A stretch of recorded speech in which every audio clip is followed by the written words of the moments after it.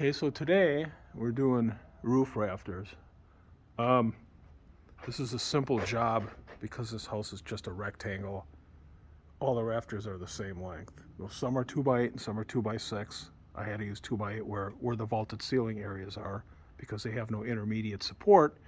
But then where the non-vaulted area, where the 9-foot ceilings will be, because I can support them off the interior partitions walls, I can use 2x6. Okay, but other than that, they're all the same length. Okay, so this is simple as far as a roof framing job goes. I've set my ridge board, which is a piece of form wood that I used from the concrete when I did the concrete foundation. Anyway, and I've marked my layout on it already on both sides of it before I put it up. So it's easier, obviously, to do it when it's on the ground, because I started my layout on these two outside walls from one end, 16 inches on center. I don't need to do a layout on the top plate because a roof rafter is just going to sit wherever a 2x4 is here. So I don't need to take a tape measure. If I did need to, because maybe my wall layout is different than my roof rafter layout or ceiling joist layout or whatever, I would have done that when this wall was laying on the floor. Before I stood it up, I would have marked my layout for my rafters because it's much easier to do it than after the wall's standing up and I get to get on a ladder. You got to try to pull a tape measure, especially if you're alone. It's just a headache. All right, so it's much, of course, easier to do it's on the floor because those pencil lines, even if it rains, they're not going to wash off, even if they sit there for a couple of weeks. So they'll still be there when you do your ceiling joists and your roof rafters. Okay, so anyway, now temporary scaffolding is the way everybody in framing does it. It's faster, it's easier. I had 2x12s because I'm going to be using them in the garage for the garage door headers and so on. So I use 2x12s. I mean, you can use 2x6, maybe support them a little more often and use 3 or 4 of them across. I supported like every 8 feet. This is all temporary. It's I get a height that I figure is going to be comfortable when you're standing to put these up, the roof rafters up. And I measure that height and I put a block there and I just kind of keep the height the same. I mean, these will lay better. They won't be wiggling around under your feet, making you kind of uncomfortable, so they lay nice and flat. I don't nail them in. You can.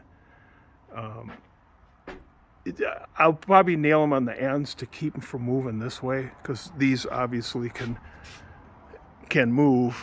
They're just a cross piece here, and then I'll toenail at the bottom, especially if you're working with a couple of people and somebody's maybe bringing in a long piece of wood and they hit that and knock the bottom out and you're on it and down you come. So anyway, and then for support, what I did is before I put this ridge board up, I figured where the bottom of it would be, and I measured that height, and then I cut a 2x4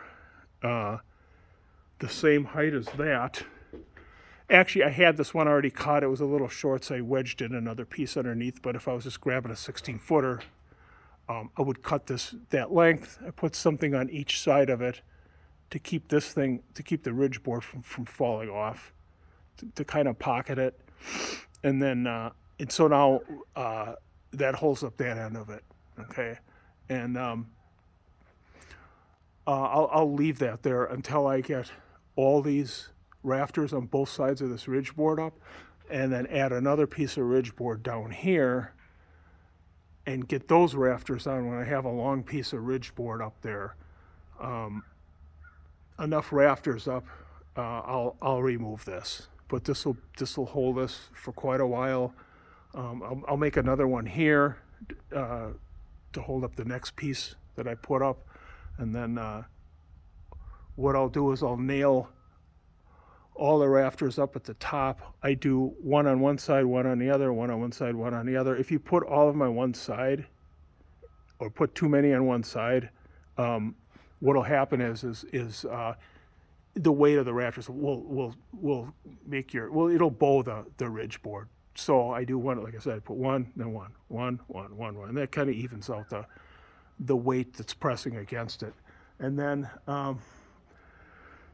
once that's up, I'll come back and I'll nail off these ends. All right, so I'll nail it off on top of the wall. And once that's in place, this ridge board will support itself, and then I can take these supports out. As far as the scaffolding, I mean, I'll if I was working with a couple of guys, I would have just done it all the way down to here. Now after here, I don't need scaffolding. I can just put the 2x12s on top of the walls and stand on that. But here, because this is all vaulted ceiling area, you got to do it like this. So anyway, so that's kind of how I do it. But what I did this morning is I had to straighten the exterior walls. So the way I do that is I stand on one end of the wall, and I just put my head up there and I eye down the wall. These were pretty close. When I do I'm real careful when I do my interior partitions, so I don't make it harder to straighten out the exterior walls.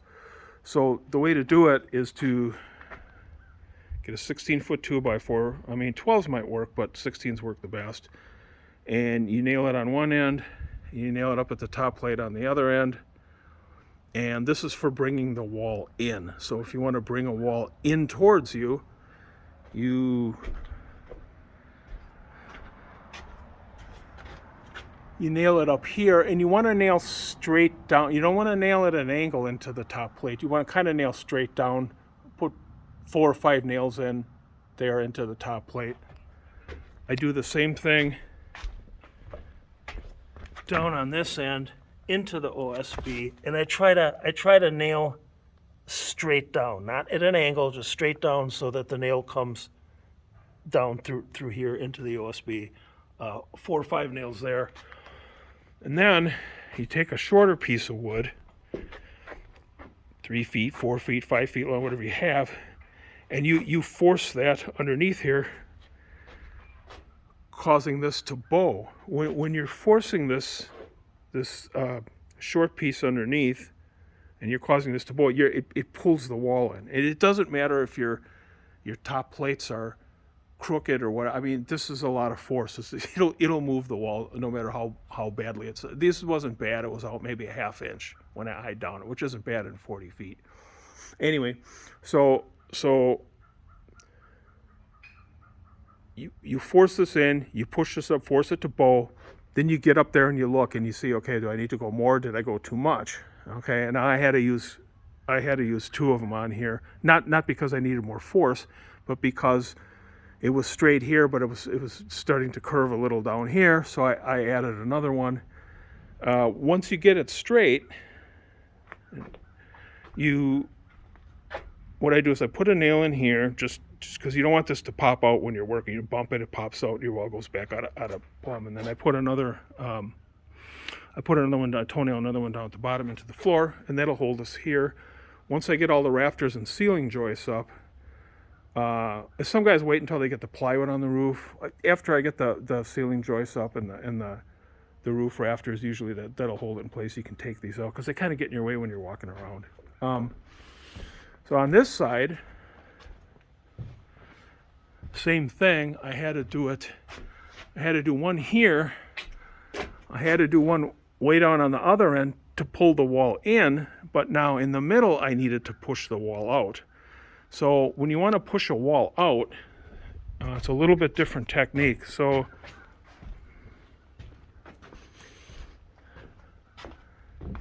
what I do is I take the 16-foot 2x4 and I put it, instead of being on top of the plate and being nailed in there, it's down a little bit, resting on the plate, but I do it in front of a 2x4, okay? And I'll explain why I do that in a bit. So now it's, instead of sitting on the plate and being nailed down, it's not nailed in yet. You just set it there. And then on this end, on the floor end, I take a block of wood, and I put it against the other end. This is the one coming down. This is the 16-footer coming down, and then I put a bunch of nails in it. I put like 9 nails in. It's probably more than I need, but anyway, I put a bunch of nails in. And then that's sitting tight against here. So now this 2x4 is wedged in between that block and this wall.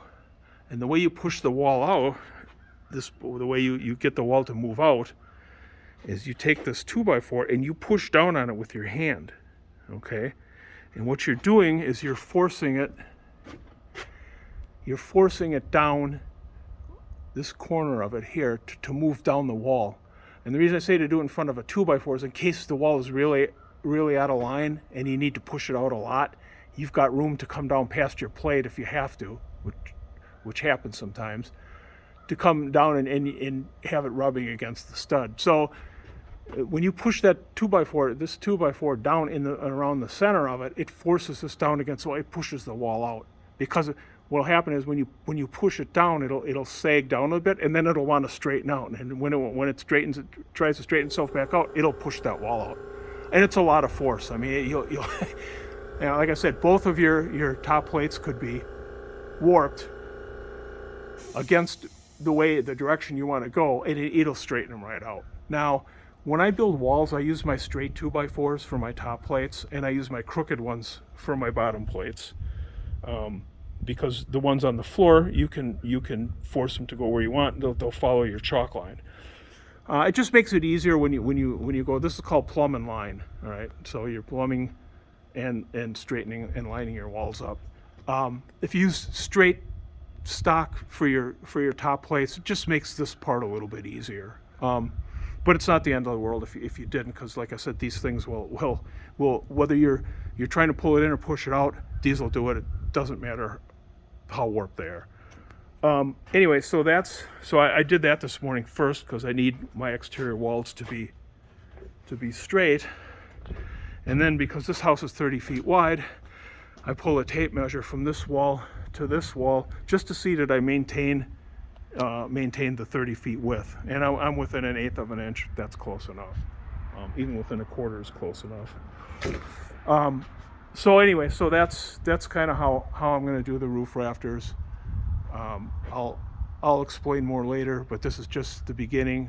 Right now I made one pattern piece. I put an X on it, or you can write pattern on it, so you don't end up using it before you've cut all your rafters. It's good to just have one pattern piece and just use that over and over again. Otherwise, your rafters tend to get, if you keep using one and then you use another one and another one, they'll get out of whack, and you want to keep them fairly accurate. Your rafter calculations to get your length and all that stuff, I mean, I'm not going to explain all that. It takes too long. It's easy. You can just go online, or even on YouTube, there's people that explain, but I just go online. I use a rafter length calculator. They're free online. Put in my dimensions, and it'll tell you the length it needs to be. Some people have calculators that, they have a hand calculator. You can do that too. I don't have one of those, but anyway, so that's the basics for tips and tricks for roof rafters. How to get yourself set up, how to do it. This is pretty much the way it's done in the trades. This is a simple roof. Of course, it gets much more complicated when you got hips and valleys and dormers and a lot more math. Anyway, back to work.